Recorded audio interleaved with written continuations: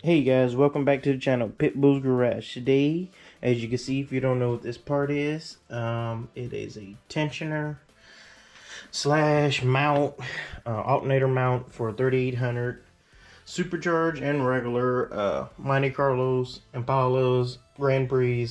It's all the same style. So go ahead and replace this.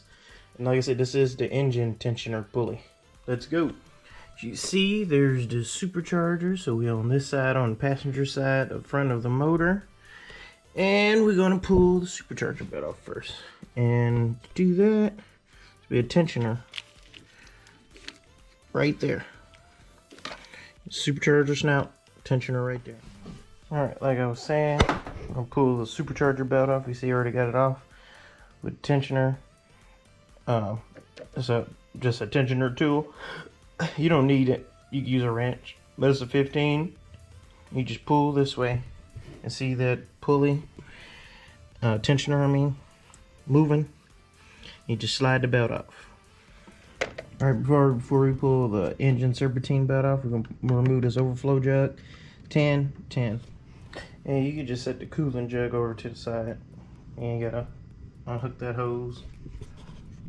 And now you see you got way more room to get in there. You're gonna have to when you get to that tensioner bracket setup crap they got going on. But yeah, it's right there. There's your alternator, then that pulley right there. And you see I got the belt already slipped off, so like I say, just pull towards the car. Not front of the car, towards the back. And there you see the belts are off. And now we're gonna go ahead and plug the battery, because we're going to mess up the alternator and electricity or whatever. Just rather be safe than sorry. So go ahead and hook your battery. Alright, moving on. You can see it's a bracket that runs over here to over by around by the supercharger. And then you're going to move this fuel pressure regulator, whatever it's called. It's a 10. See, you already got it started. Pull that off with a bracket. You're gonna get to this, and it's a 15.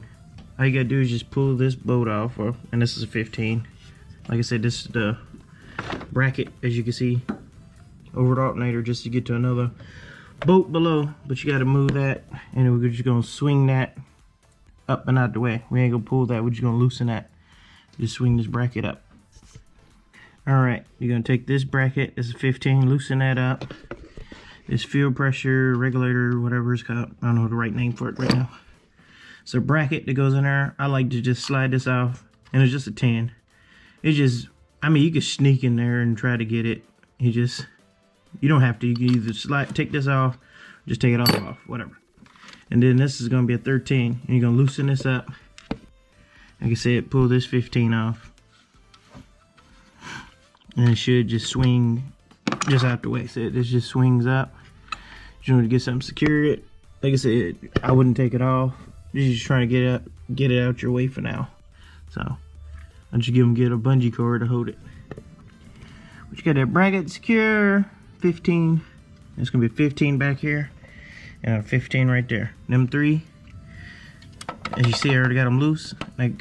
She comes right out. Don't forget to disconnect the plugs, and then the power over here. Just make sure you unplug everything, or hold that thought. Alright, see, the alternator is off to the side. As long as you don't bend the wires and mess up the things, I'm just gonna lay it to the side. Not worry about unplugging it, because you just need to get to this. It's gonna be look like a 10 there, because these slide out. But this is the whole, I don't know why GM did this stupid shit. It's dumb, but whatever. This gives you a chance to change them a little. If everyone knows about a 3800, those plastic little elbows that always leak. This one, probably leaking in the past or whatever. But go ahead and just replace everything and new belt. So go ahead and pop these hoses and go from there. All right, once you get them hoses popped out, 2 10s. Just make sure you twist them and pull them out, because it's cheap shit they can break. You be going to the parts store buying some new ones unless you bought some new ones. but then it's gonna be 3 bolts holding this on. It's gonna be one hidden behind here where you can't see. It's gonna be a 15, then there's gonna be a 15 here, 15 there. Pop those 3s off, and then go on from there. You see, it's a little bit loose. Then when you get the bracket like this, like I said, them plastic elbows, one over here, and there's one below there. You just kind of just want to wiggle it back and forth this way, like side to side, and just keep an eye on them, because the last thing you want to do is break them things off in there. But like I said, they look like somebody already been in there. As you know in my past videos about this car, not too long ago, so I'm just trying to fix all the little problems on her. And you see, she comes right off, didn't break off. Like I said before, somebody has been in there because these are the metal ones. So, and I forgot to buy the metal ones, so I might use those. I might clean those up and slap them back on a new tensioner. I wish you would have put a new tensioner on there, but whatever. All right, now to reassemble. Here's the new one. You see, I did use the old metal ones. I'm glad, because I mean the plastic ones, it's either or. To me, it's your whatever the hell you want to do. I've seen the plastic ones last to 180,000 miles before they gave up. So whatever. But I'm just going to go ahead and use them. But I did switch out the new gaskets, or the O-rings, I mean, that go around these, off the plastic ones, just because I don't know when they replaced these. So just go ahead and slide it on, make sure. And I am going to put a little sealer around here. I usually use, it's called Indian head, and that seals everything, but I ain't got none right now, so I'm just using some RTV head gasket sealer or whatever. And like I said, just do it in reverse. Just slide it on, make sure you get these lined up, and then start screwing the bolts in. And you see she's back on there. Like I said, I just slid her back on and just wiggled, make sure everything lines up. Make sure that line ain't pinching right there, the vacuum line. And then there she goes, slid in there just like a glove. So go ahead, start in reverse and put your 2 bolts right there, then the one that's underneath there where you can't see. So start those and torque them down to spec. All right, get them 2 10 mils back in, torque to spec. Alternator next.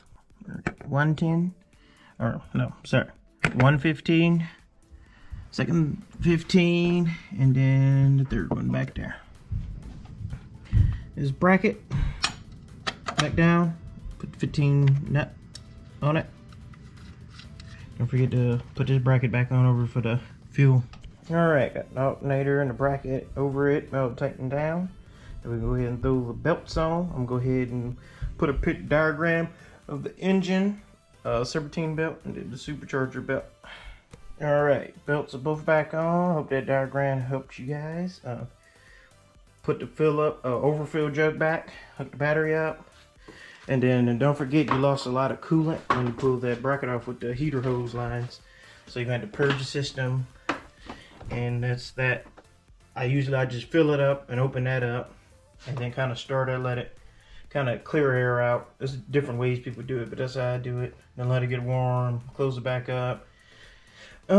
Just let the car, make sure you check for leaks, and then go from there. Alright, that's gonna do it. Like I said, just make sure you purge the system. Make sure once it gets full temperature, this hose is soft. Let it build up pressure and make sure ain't no air coming out that line. Check those plastic elbows back there, or I put the metal ones in there. So just make sure those ain't leaking. And she's good to go. So hope this video was helpful.